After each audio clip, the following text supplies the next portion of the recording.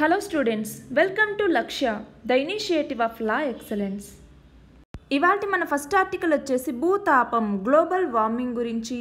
దీనిని గ్రూప్ 1 మరియు గ్రూప్ 2 వాళ్ళు కూడా ఎన్విరాన్మెంట్లో ఉన్నటువంటి గ్లోబల్ వార్మింగ్ అన్న కాన్సెప్ట్ కింద చదువుకుంటాము. ట్రోపోస్ఫియర్లో గ్రీన్ హౌస్ గ్యాసెస్ యొక్క కాన్సన్ట్రేషన్ పెరుగుతూ ఉండటం వల్ల గ్రాడ్యువల్గా టెంపరేచర్ ఇంక్రీజ్ అవుతూ ఉండటాన్ని మనం గ్లోబల్ వార్మింగ్ అంటాము. వాతావరణంలో కార్బన్ డయాక్సైడ్ పెరగటం పీపీఎం పార్ట్స్ పర్ మిలియన్ అంటాము. 2.5, 10, పీపీఎం 1 ఇలా చాలా రకాలు ఉంటాయి. వీటి కాన్సన్ట్రేషన్ పెరగడం, చెట్లను నరికివేయటం ద్వారా, అలాగే బొగ్గు, చమురు, సహజ వాయువులు వీటి వినియోగం అత్యధిక స్థాయిలో ఉండటం వల్ల కార్బన్ డయాక్సైడ్ విడుదలవ్వటం, వీటన్నింటి వల్ల గ్లోబల్గా టెంపరేచర్ అనేది పెరుగుతూ వస్తుంది. ఇలా టెంపరేచర్ పెరగటం వల్ల మన మీద చాలా ఇంపాక్ట్స్ ఉంటాయి. ఒకటవది వచ్చేసి వాటర్ సైకిల్ మీద ఇంపాక్ట్ వస్తుంది. అంటే వర్షాలు ఎక్కువగా పడటం కానీ తక్కువగా పడటం కానీ, ఎక్కువ పడితేనేమో వరదలు రావటం, తక్కువ పడితేనేమో కరువు రావటం ఇలాంటివన్నీ జరుగుతాయి. అలాగే హిమనీ నదాలు కరుగుతాయి. మనం చూస్తే ప్రపంచంలో ఫ్రెష్ వాటర్ సప్లై చేసే దాంట్లో 50% హిమనీ నదాల నుంచే వస్తాయి. అలాగే టెంపరేచర్ పెరగటం వల్ల మౌంటైన్ రేంజెస్ అంటే హిమాలయాస్, ఆల్ప్స్, యాండెస్ ఇవన్నీ కూడా ఎక్కువ పర్సెంటేజ్లో హిమనీ నదాలని కోల్పోతున్నాయి. అలాగే స్నో డ్రాట్స్ రావటం, అలాగే సముద్ర మట్టాలు పెరగటం, అలాగే డెజర్టిఫికేషన్. ఈ డెజర్టిఫికేషన్ ఎందుకు వస్తుంది? రీజన్స్ ఏంటి? ఒకటొచ్చేసి డ్రాట్స్ రావటం వల్ల, రెండవది వచ్చేసి అక్కడ ఉన్నటువంటి వెజిటేషన్ని కోల్పోవటం వల్ల, అంటే డిఫారెస్టేషన్ కానీ ఓవర్ గ్రేజింగ్ కానీ వీటన్నింటి వల్ల, అలాగే అక్కడ ఉన్నటువంటి సాయిల్లో సెలినిటీ పెరగటం వల్ల, సాయిల్ అసిడిఫికేషన్ రావటం వల్ల, అలాగే సాయిల్ ఎరోషన్ కావటం వల్ల, కల్టివేషన్ మరీ ఎక్కువగా చేయటం వల్ల వీటి వల్ల డెజర్టిఫికేషన్ వస్తుంది. మనం చూస్తే అత్యధికంగా టెంపరేచర్ వచ్చినటువంటి సంవత్సరాల్లో 2016 మొదటి స్థానంలో ఉంటే 2015 రెండవ స్థానంలో, 2017 మూడవ స్థానంలో ఇప్పటి వరకు అత్యధిక టెంపరేచర్స్ నమోదు చేశాయి. గాలిలో కార్బన్ డయాక్సైడ్ పరిమాణం పెరిగే కొద్దీ ఆక్సిజన్ అనేది తగ్గుతూ వస్తుంది. అలాగే భూతాపం కనుక 2 డిగ్రీ సెంటీగ్రేడ్స్ కనుక పెరిగింది అంటే మంచు పలకలు వేగంగా కరగటం ప్రారంభమవుతాయి. మనం చూస్తే 1950 నుంచి ఇప్పటి వరకు భూమి మీద మొత్తంగా 34 చదరపు కిలోమీటర్లు, 34 స్క్వేర్ కిలోమీటర్ల విస్తీర్ణంలో మంచు పలకలు కరిగినట్లు అంచనా. ప్రపంచంలో CO2ను అధిక స్థాయిలో విడుదల చేస్తున్నటువంటి ప్రాంతాల జాబితాలో తొలి స్థానంలో చైనా, రెండవ స్థానంలో అమెరికా, మూడవ స్థానంలో యూరోపియన్ యూనియన్, 4వ స్థానంలో భారత్ ఉన్నాయి. మన దేశంలో అయితే బొగ్గు, చమురు, సహజ వాయువుల యొక్క వినియోగం అధిక స్థాయిలో ఉండటం వల్ల కార్బన్ డయాక్సైడ్ విడుదల ఎక్కువగా ఉంటుంది. దానివల్ల ప్రజల ఆరోగ్యం మీద ప్రతికూల ప్రభావం పడుతుంది. ఈ గ్లోబల్ వార్మింగ్ని తగ్గించాలి అంటే పచ్చదనాన్ని పెంచాలి, భూతాపాన్ని తగ్గించాలి, కార్బన్ డయాక్సైడ్ పరిమాణాన్ని నియంత్రించాలి. దానికోసం 2015లో మనకి ప్యారిస్ ఒప్పందం అనేది జరిగింది. ఈ ఒప్పందం ప్రకారం గ్లోబల్ టెంపరేచర్ని 1.5 డిగ్రీల సెంటీగ్రేడ్ లిమిట్లో ఉంచాలి. 2 డిగ్రీల సెంటీగ్రేడ్కి దాటకుండా చూసుకోవాలి. అలాగే క్లైమేట్ చేంజ్ వల్ల ఏవైతే హార్మ్ఫుల్ ఇంపాక్ట్స్ ఉంటాయో వాటిని అడాప్ట్ చేసుకోగల అబిలిటీ కంట్రీస్కి పెంచాలి. అలాగే గ్రీన్ ఎకానమీ సైడ్ వెళ్ళాల్సి ఉంటుంది. ఇలా గ్రీన్ హౌస్ గ్యాసెస్ని తగ్గించటం కోసం సాధ్యమైనంత వరకు అడవుల యొక్క విస్తీర్ణాన్ని పెంచాలి. నగరాలు, పట్టణాల్లో కూడా పచ్చదనాన్ని పెంచాలి. వెట్లాండ్స్ని పెంచాలి. ఇవి మంచి కార్బన్ సింక్స్గా పనిచేస్తాయి. భూటాన్ని ప్రపంచంలో కార్బన్ నెగిటివ్ దేశంగా పిలుస్తారు. అంటే అక్కడ అధిక స్థాయిలో చెట్లను పెంచటం, చమురుతో అవసరం లేనటువంటి ఎలక్ట్రిక్ వాహనాల్ని ఉపయోగించటం వల్ల వాతావరణంలో బొగ్గు పులుసు వాయువు పరిమాణంతో పోలిస్తే ఆక్సిజన్ స్థాయి అనేది ఎక్కువగా ఉంటుంది. ఈ టెంపరేచర్స్ పెరగటం వల్ల చాలా చోట్ల కరువు, నీటి కొరత, తుఫాన్లు, కొండ చర్యలు విరిగిపడటం, అలాగే వర్షపాతాల్లో కూడా అనూహ్య మార్పులు చోటు చేసుకోవటానికి వీటన్నింటికి భూతాపం మితిమీరడమే కారణం. మన భూమి మీద దాదాపు 70% సముద్రాలే ఉన్నాయి. గడిచిన 60 ఏళ్లుగా సముద్ర జల ఉష్ణోగ్రతలు అనేది అనూహ్యంగా వేడెక్కుతున్నాయి. ఇలా సముద్ర జల ఉష్ణోగ్రతల యొక్క పెరుగుదల భూమి మీద ఉన్న పర్యావరణ వ్యవస్థల యొక్క సమతుల్యతను దెబ్బతీస్తుంది. తలసరి చెట్ల నిష్పత్తి తీసుకుంటే భారత్లో కేవలం 28 మాత్రమే ఉన్నాయి. అమెరికాలో 699, చైనాలో 130, అత్యధికంగా కెనడాలో 8953. ప్రపంచం మొత్తం మీద తలసరిగా తీసుకుంటే 422 మాత్రమే ఉన్నాయి. ఈ పరిస్థితుల్లో ముందు చూపుతో వ్యవహరించి దిద్దుబాటు చర్యలు చేపడితే తప్ప ఈ ప్రమాదం నుంచి మానవాళి బయటపడలేదు అన్నది తెలుసుకొని ముందుకెళ్లాల్సి ఉంటుంది. మన నెక్స్ట్ ఆర్టికల్ వచ్చేసి సుప్రీంకోర్టు తీర్పు గురించి. దీనిని గ్రూప్ 1 మరియు గ్రూప్ 2 వాళ్ళు కూడా పాలిటీలో ఉన్నటువంటి సుప్రీంకోర్టు అన్నటువంటి కాన్సెప్ట్ కింద చదువుకుంటాము. మరణశిక్ష పడినటువంటి నిందితులు దాన్ని అమలు చేసేలోగా తీవ్రమైనటువంటి మానసిక రుగ్మతలకు లోనైతే వాళ్ళని ఉరి తీయద్దు అనేసి సుప్రీంకోర్టు తీర్పిచ్చింది. 1999లో మహారాష్ట్రలో 2 మైనర్ బాలికల మీద అత్యాచారం చేసి హతమార్చినటువంటి వ్యక్తికి ఉరిశిక్ష పడితే ప్రస్తుతం అతని యొక్క మానసిక పరిస్థితి సరిగా లేకపోవటంతో ఈ తీర్పిచ్చింది. నేరం చేసినట్టు కోర్టు నిర్ధారించిన తర్వాత నిందితుడు మానసిక రుగ్మతలకు కనుక లోనైతే అలాంటి సందర్భాల్లో మరణశిక్షను అమలు చేయాల్సిన అవసరం లేదు అనేసి సుప్రీంకోర్టు తెలిపింది.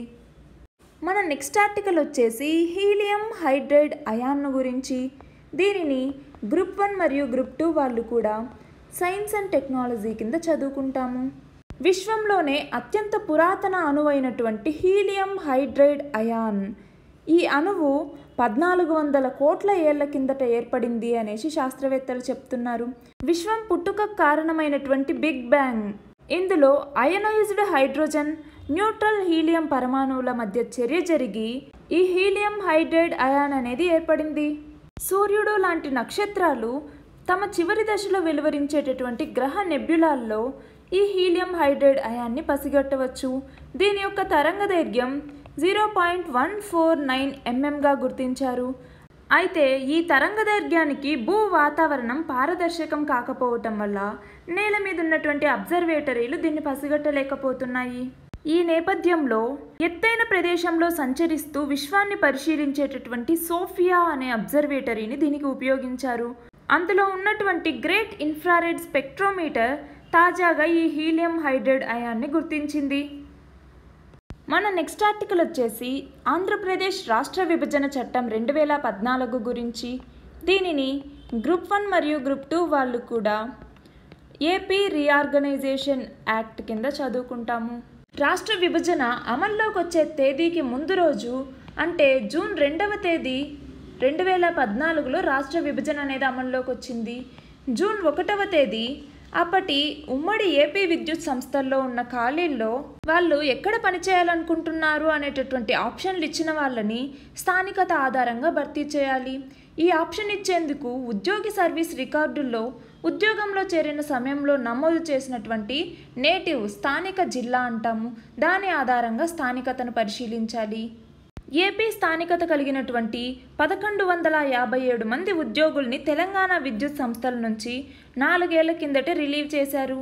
వాళ్ళని చేర్చుకోవటానికి ఏపీ సంస్థలు కూడా నిరాకరించడంతో కొంతమంది సుప్రీంకోర్టుకు వెళ్లారు. సుప్రీంకోర్టు ఈ సమస్యను పరిష్కరించటం కోసం ఏకసభ్య కమిటీని నియమించింది.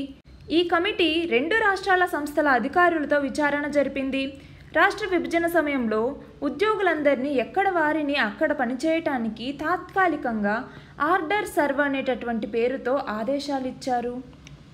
ఈ నేపథ్యంలో 2 రాష్ట్రాల విద్యుత్ సంస్థల్లో పనిచేస్తున్నటువంటి రాష్ట్ర స్థాయి ఉద్యోగులందరి నుంచి వాళ్ళు ఎక్కడ పనిచేయాలనుకుంటున్నారు అనేటటువంటి ఆప్షన్ని తీసుకోవాలి అనేసి కమిటీ ఇప్పుడు ఆదేశాలు ఇచ్చింది. అయితే వాళ్ళని రిలీవ్ చేసిన తర్వాత ఆప్షన్లు తీసుకోవాలి అనేసి ఆదేశించడంతో ఆప్షన్లు తీసుకున్నారు. వాళ్ళలో 504 మంది, మొత్తం 1157లో 504 మంది తెలంగాణలో పనిచేస్తాము అనేసి ఆప్షన్ ఇచ్చినా కూడా వాళ్ళని చేర్చుకోలేదు. వాళ్ళని రిలీవ్ చేసిన తర్వాత వాళ్ళ పోస్టులను పదోన్నతుల ద్వారా తెలంగాణ విద్యుత్ సంస్థలు ఇతర ఉద్యోగులతో భర్తీ చేశాయి. అలాగే తెలంగాణ ఏర్పడిన తర్వాత నియామకాలు, పదోన్నతుల ద్వారా ఖాళీ పోస్టులన్నీ కూడా భర్తీ అయ్యాయి.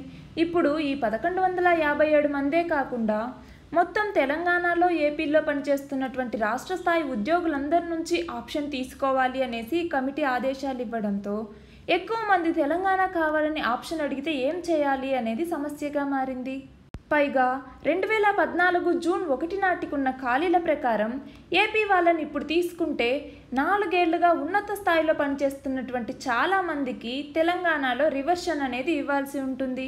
అయితే తెలంగాణ విద్యుత్ ఉద్యోగ సంఘాలు మాత్రం ఉద్యోగికి ఏ రాష్ట్ర స్థానికత ఉంటే అక్కడికే పంపించాలి అనేసి డిమాండ్ చేస్తున్నాయి. మన నెక్స్ట్ ఆర్టికల్ వచ్చేసి ఫ్రాన్స్కి సంబంధించినటువంటి రిపోర్టర్స్ వితౌట్ బార్డర్స్ అనేటటువంటి నివేదిక గురించి. దీనిని గ్రూప్ 1 మరియు గ్రూప్ 2 వాళ్ళు కూడా కరెంట్ అఫైర్స్ కింద చదువుకుంటాము. భారత్లో పత్రికా స్వేచ్ఛ అన్నది 2018తో పోలిస్తే 2019లో 2 స్థానాలు దిగజారాయి. 180 దేశాలతో రూపొందించినటువంటి ప్రపంచ పత్రికా స్వేచ్ఛా సూచి 2019లో మన దేశం 140వ స్థానంలో నిలిచింది. మన దేశంలో జరుగుతున్నటువంటి ఎన్నికల నేపథ్యంలో పాత్రికేయులు ప్రమాదకరమైన పరిస్థితుల్లో పనిచేస్తున్నారు అనేసి ఈ నివేదిక చెప్తోంది. ఈ ప్రపంచ పత్రికా స్వేచ్ఛా సూచి 2019లో నార్వే మొదటి స్థానంలో ఉంది. ప్రపంచవ్యాప్తంగా పాత్రికేయుల పట్ల శత్రుత్వ వైఖరి అనేది పెరుగుతోంది. ప్రభుత్వాలు కూడా మీడియా మీద పట్టును పెంచుకుంటూ ఉన్నాయి. మనం చూస్తే గత సంవత్సరం భారత్లో మొత్తం 6 భారతీయ పాత్రికేయులు హత్యకు గురయ్యారు. పోలీసుల హింస, మావోయిస్టుల దాడులు, నేరస్తులు లేదా అవినీతి పరుల ప్రతీకారం వల్ల భారత్లోని పాత్రికేయులు ఎక్కువగా ఇబ్బందులు పడుతున్నారు. గ్రామీణ ప్రాంతాల్లో పనిచేసేటటువంటి ఇంగ్లీషేతర భాషల పాత్రికేయులకు ముప్పు ఎక్కువగా ఉంది. కాశ్మీర్ లాంటి సున్నిత ప్రాంతాల్లో పనిచేయటం కూడా చాలా కష్టం. ఇక్కడ విదేశీ పాత్రికేయుల్ని అడుగు కూడా పెట్టనివ్వటం లేదు. ఇంతకు ముందుతో పోలిస్తే పాకిస్తాన్ 3 స్థానాలు దిగజారింది. 142వ స్థానంలో ఉంది ఇప్పుడు పాకిస్తాన్. బంగ్లాదేశ్ 4 స్థానాలు దిగజారి 150వ స్థానంలోకి వెళ్ళిపోయింది. చైనా 177వ స్థానంలో ఉంది. టర్క్మెనిస్తాన్ 180వ స్థానంలో, ఉత్తర కొరియా 179వ స్థానంలో నిలిచింది. మన నెక్స్ట్ ఆర్టికల్ వచ్చేసి భారత్ మరియు పాకిస్తాన్ రిలేషన్స్ గురించి. దీనిని గ్రూప్ 1 మరియు గ్రూప్ 2 వాళ్ళు కూడా ఇంటర్నేషనల్ రిలేషన్స్ అన్న టాపిక్ కింద చదువుకుంటాము. జమ్మూ కాశ్మీర్ అలాగే పాక్ ఆక్రమిత కాశ్మీర్ POK మధ్య నడుస్తున్నటువంటి లైన్ ఆఫ్ కంట్రోల్ నియంత్రణ రేఖ వాణిజ్యాన్ని రద్దు చేస్తున్నట్లు కేంద్ర ప్రభుత్వం ప్రకటించింది. ఈ వాణిజ్య మార్గాన్ని కొందరు అక్రమ ఆయుధాలు, డ్రగ్స్, నకిలీ కరెన్సీ రవాణాకు వాడుకుంటున్నట్టు నివేదిక అందడంతో ఈ నిర్ణయం తీసుకుంది. నియంత్రణ రేఖకు ఇరువైపులా ఉన్నటువంటి స్థానిక ప్రజల ఉత్పత్తుల మార్పిడికి అనువైనటువంటి వాతావరణాన్ని కల్పించడానికి భారత ప్రభుత్వం ఇక్కడ వాణిజ్యానికి అనుమతినిచ్చింది. అయితే ప్రస్తుతం బారాముల్లా జిల్లాలో ఉన్నటువంటి సలాంబాద్, పూంచ్ జిల్లాలో ఉన్నటువంటి చక్కన్ దాబాగ్ ఇక్కడ 2 వాణిజ్య కేంద్రాల ద్వారా వారంలో 4 రోజుల పాటు వ్యాపార లావాదేవీలు జరుగుతున్నాయి. డబ్బుతో సంబంధం లేకుండా పూర్తి వస్తు మార్పిడి పద్ధతిలో వాణిజ్యం జరుగుతుంది ఇక్కడ. కాబట్టి ఎలాంటి సుంకాలు కూడా విధించటం లేదు. అయితే పాకిస్తాన్కి చెందినటువంటి కొందరు వ్యక్తులు, జాతి వ్యతిరేకులు వాణిజ్యం పేరుతో హవాలా డబ్బు, డ్రగ్స్, ఆయుధాలని సరిహద్దులు దాటిస్తున్నట్లు గుర్తించారు. అంతేకాకుండా నిషేధిత ఉగ్రవాద సంస్థలతో సంబంధం ఉన్నటువంటి వ్యక్తుల ప్రమేయం కూడా ఇందులో ఉంది అనేసి నేషనల్ ఇన్వెస్టిగేషన్ ఏజెన్సీ NIA గుర్తించింది. కొందరు వ్యక్తులు పాకిస్తాన్లోకి వెళ్ళి అక్కడ ఉగ్రవాద బృందాల్లో చేరి పాకిస్తాన్లో వాణిజ్య సంస్థల్ని తెరిచినట్టు NIA తెలిపింది. వివిధ ప్రభుత్వ రంగ సంస్థలతో మాట్లాడి ఇక్కడి గట్టి నియంత్రణ వ్యవస్థను ఏర్పాటు చేసిన తర్వాతే ఈ నియంత్రణ రేఖ దగ్గర వాణిజ్యాన్ని తిరిగి ప్రారంభిస్తాము అనేసి స్పష్టం చేశారు. Thank you very much.